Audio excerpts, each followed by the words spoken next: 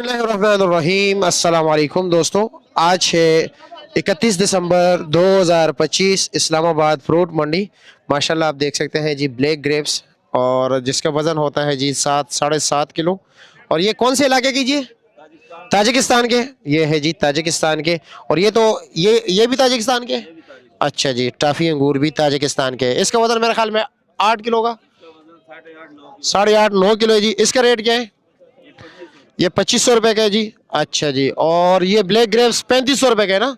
ये 3500 रुपये का है। इसमें जो सामने बोली वगैरह में बिकते हो ज़रा कमज़ोर होता है जी, उसका रेट ज़रा कम होता है जी। ये देखो,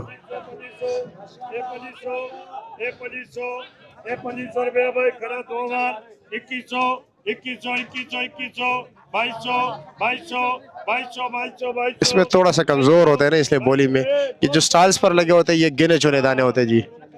ए 2200 2200 2200 ए 2200 ए 2200 2300 2300 अल्लाह रोजी दे चल भाई 2300।